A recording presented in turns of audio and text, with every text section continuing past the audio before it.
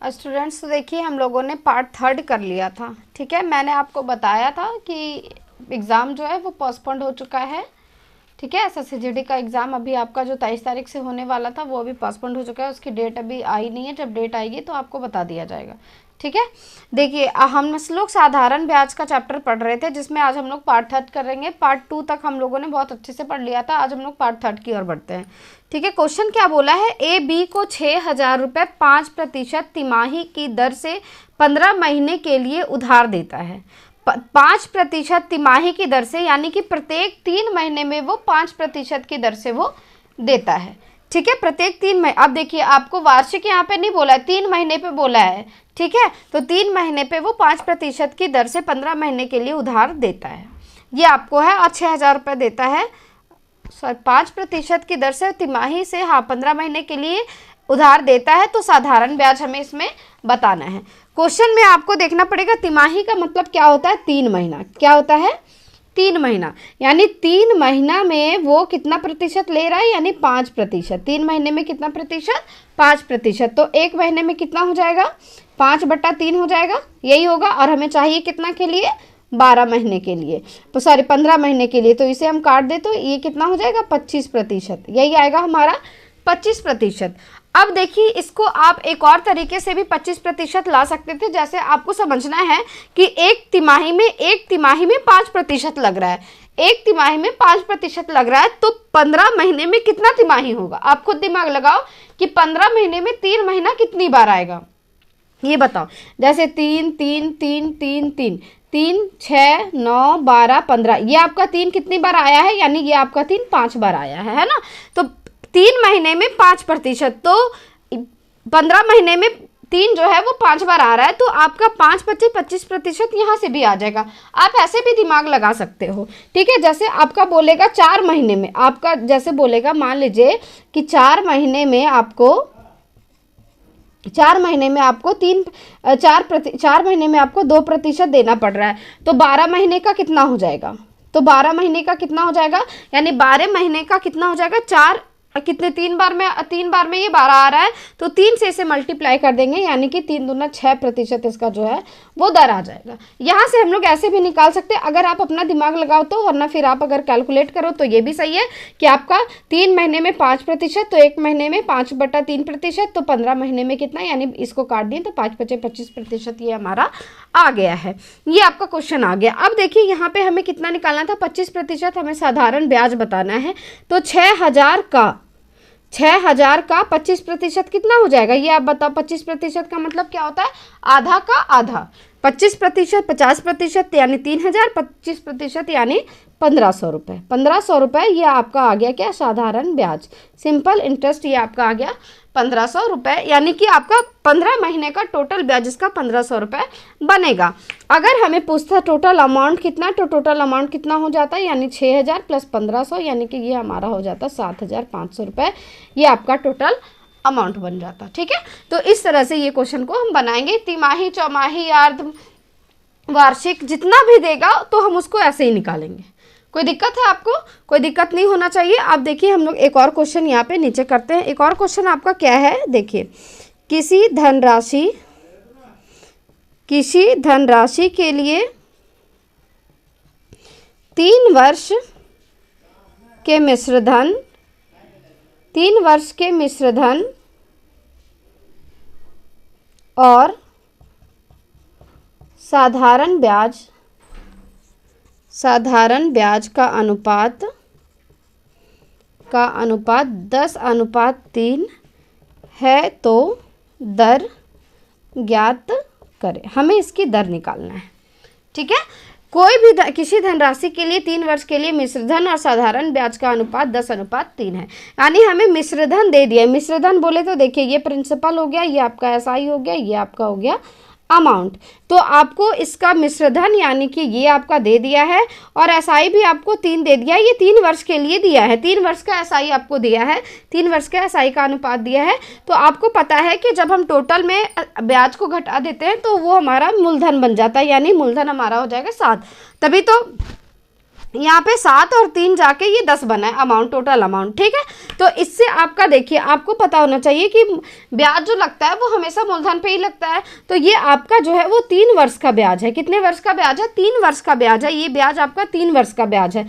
तो जब भी हम निकालते हैं तो वार्षिक ही निकालते हैं ब्याज। तो 3 वर्ष का ब्याज 3 है, तो 1 वर्ष का ब्याज कितना हो जाएगा? 1 हो जाएगा। और नीचे आपका मूलधन 7 है, और यहाँ पे हम गुना में करेंगे ये 100, यानी ये आपका आ गया 100/7, यानी ये इसको हम तोड़ेंगे तो 7 और ये 4 और ये 2, यानी 14, 2/7 ये आपका आ जाएगा इतना प्रतिशत।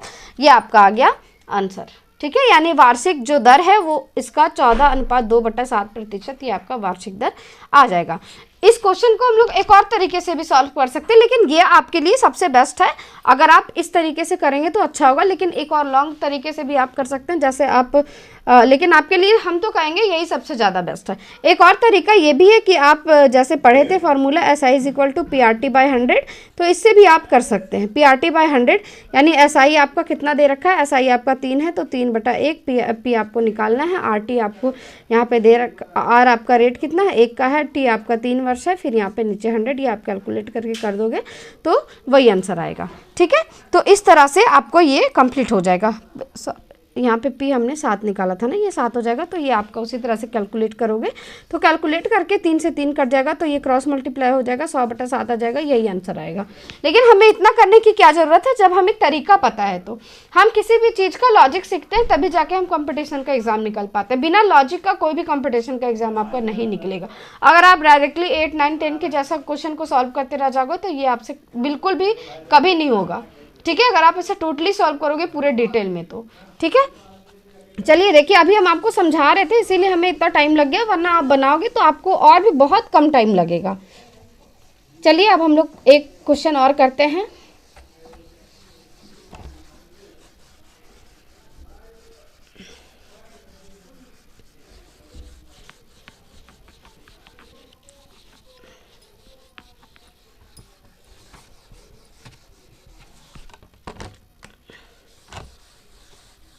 देखिए क्वेश्चन क्या है आपका, वो देखिए। एक निश्चित धनराशि 10% वार्षिक साधारण ब्याज की दर से 8 वर्ष में 12,000 रुपये 8 वर्ष में 12,000 रुपये हो जाती है, तो यह धनराशि इसी दर से कितने वर्षों में 10,000 रुपये होगा। देखिए जब आप मॉक टेस्ट लगा रहे होगे, अगर आप मॉक टेस्ट लगा रहे होगे तो आपको इस तरह का क्वेश्चन देखने के लिए मिला होगा मॉक टेस्ट में, है ना। सबसे पहले देखिए, एक निश्चित धनराशि 10% वार्षिक साधारण ब्याज की दर से 8 वर्ष में 12,000 रुपये हो जाता है। ये हो जाता है, ये हमें पता है, 10% वो दे रहा है साधारण ब्याज प्रति वर्ष, तो 8 वर्ष में वो 12,000 रुपये हो जाता है। तो यह धनराशि इसी दर से, यानी कि 10% वार्षिक दर से ही वो कितने वर्ष में 10,000 होगा, कितने वर्ष में वह 10,000 हो जाएगा, ये हमें निकालना है, ठीक है। तो देखिए कितने वर्ष में होगा। सबसे पहले हम प्रिंसिपल लिखेंगे, SI लिखेंगे, और यहाँ पे हमें इसके लिए क्या चाहिए? अमाउंट चाहिए, क्योंकि हमें यहाँ पे टोटल अमाउंट दे रखा है। तो प्रिंसिपल हमें नहीं दिया है, तो प्रिंसिपल को हम 100 मान लेते हैं। कितना मान लेंगे? 100 मान लेते हैं। अब देखिए आपका बोला है 10% वार्षिक साधारण ब्याज, यानी कि 1 वर्ष में 10% देता है। तो आपको पता है कि SI क्या होता है? RT प्रतिशत होता है। SI तो यही होता है, RT का मल्टीप्लाई। तो 10% वार्षिक है, तो 8 वर्ष में कितना हो जाएगा? 10 8 80, यानी इसका SI कितना हो जाएगा? 80 हो जाएगा। कितना हो जाएगा? 80। अब इन दोनों को हम जोड़ दें तो ये हो जाएगा आपका 180, ये आपका हो जाएगा आंसर, ठीक है। 180 ये इतना प्रतिशत हो गया, 180 आपका हो गया। ये आपका प्रतिशत में ही आप मान सकते हैं, प्रतिशत की वैल्यू मान सकते हैं, है ना। इसको मल्टीप्लाई किए तो ये इसको ऐड किए तो ये आपका इतना आ गया। हमने 100% माना था, 100% ये आपका SI 80% आ गया, टोटल अमाउंट 180 आ गया, ठीक है। अब देखिए आपको पता होगा कि 180% बराबर 180% की वैल्यू हमें दे रखा है कितना, 12,000 रुपये, ये हमें दे रखा है।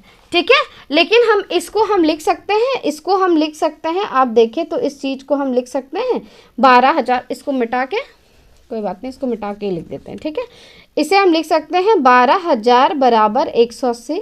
अब आप पूछोगे कि ये आपने क्यों किया, पहले इधर था फिर इधर क्यों किया। हाँ, तो हमने इधर इसलिए किया क्योंकि हमने आपको परसेंटेज में भी ये चीज़ें सिखाई थी कि जब भी आपको जिसकी दो वैल्यू दे रखे, यानी कि आप लिख लोगे दो मान, जब दो मान दिया है तो उसे हम हमेशा किधर रखते हैं, लेफ्ट साइड में रखते हैं। किधर रखेंगे, लेफ्ट साइड में। और अगर एक मान दिया है, एक मान दिया है तो हम उसे रखेंगे किधर पे, राइट साइड पे रखेंगे। ये आपको ये चीज़ें याद होनी चाहिए। ठीक है, अगर दो मान दिया, जैसे यहाँ पे राशि की हमें दो मान दे रखा है लेकिन वर्ष का हमें एक ही मान दे रखा, प्रतिशत का एक ही मान दे रखा है, तो यहाँ पे जब हमें दो मान दे रखा है तो इसलिए हमने इसे लेफ्ट साइड पे रखा है। ठीक है, ये चीज़ आपको क्लियर हो गया है, तो ये लेफ्ट साइड पे हो गया। अब यहाँ पे देखिए एक की वैल्यू कितनी हो गई, 180, और नीचे में कितना हो गया, 12,000। हमें चाहिए कितना का वैल्यू है, हमें चाहिए 10,000 का, 10,000 का चाहिए। अब देखिए कितना, ये कट के कितना आ जाएगा, ये इतना आ गया। अब इसे हम काटे तो ये 6 बार में चला जाएगा, ये 3 आ गया, और 6 × 18, 6 ये 30, ये एक बार में ये आ गया 15, यानी इसकी वैल्यू कितना आ गई, 150%, ये आपका आ गया वैल्यू। अब ये जो 150 है, 150 में क्या है, 150 में आपका दो वैल्यू छुपा है, दो वैल्यू छुपा है। एक तो आपका मूलधन छुपा है, प्रिंसिपल छुपा है, और दूसरा आपका ये रेट छुपा है ना, दूसरा आपका रेट छुपा है। तो ये क्या हो गया आपका, इधर देखिए, ये आपका प्रिंसिपल कितना है, 100 है, तो आपका ये रेट कितना हो जाएगा, 50%। ये जो 50% है वो कितने वर्ष के लिए, ये हमें पता नहीं है।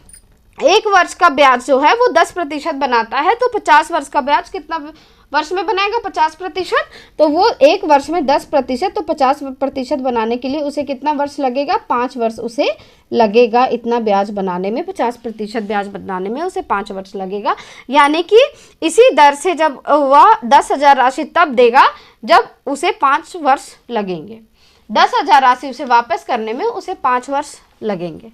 ठीक है, इस क्वेश्चन में आपको दिक्कत है। सबसे पहले हम लोग क्या किए हैं कि आपको बस ये चीज़ आपको इसमें याद रखना है कि जब दो वैल्यू दिया रहेगा तो आपको मान को हमेशा, जिसका दो वैल्यू दिया रहेगा उसको लेफ्ट साइड में रखेंगे, जिसका सिंगल वैल्यू रहेगा उसको हम राइट साइड में रखेंगे। ठीक है, इस क्वेश्चन में कोई दिक्कत है आपको, चलिए एक बार फिर से हम समझा देते हैं। सबसे पहले यहाँ पे 10% वार्षिक ब्याज दर 8 वर्ष के लिए था, हमने प्रिंसिपल को 100 माना है। एसआई को हमने 10 × 8 = 80, यानी कि एक वर्ष का 10%, तो 8 वर्ष का 80%, दोनों को जोड़ दिया तो ये हमारा अमाउंट 180 आ गया। अब 180 की वैल्यू 12,000 है, तो हमने इसको अपोजिट कर दिया। क्यों किया, ये मैंने आपको यहाँ पे बता दिया है। ठीक है, क्यों किया है, तो अब हमको लोग एक की वैल्यू निकाले, एक की वैल्यू 180 बटा 12,000, तो 10,000 की वैल्यू कितनी हो जाएगी, तो यहाँ पे 150% आया, जिसमें 100 आपका प्रिंसिपल है और 50 जो है वो आपका रेट है। ठीक है, रेट है तो 50%, 10% वार्षिक ब्याज की दर से हम देखें तो 50% लाने के लिए हमें कितना वर्ष लग रहा है, 5 वर्ष हमें लग रहा है। तो इसी दर से कितने वर्ष में 10,000 हो जाएगी, तो 5 वर्ष में इसी दर से वह राशि 10,000 रुपये हो जाएगी। बस हमें क्वेश्चन यहीं तक करना था। ठीक है, अब इसी पे हम लोग एक और क्वेश्चन करते हैं। आप बस इस चीज़ को याद रखिएगा, फिर देखिए क्वेश्चन कैसे फटाफट बनता है। ठीक है, क्वेश्चन क्या है वो हम लोग देखते हैं। थोड़ा सा चेंज करते हैं, यहाँ पे वर्ष चेंज करेंगे, यहाँ पे रुपीस चेंज करेंगे, है ना, तीनों वैल्यू को चेंज करेंगे। देखिए 5% वार्षिक यहाँ पे लेते हैं, यहाँ पे 8 वर्ष ही रखते हैं।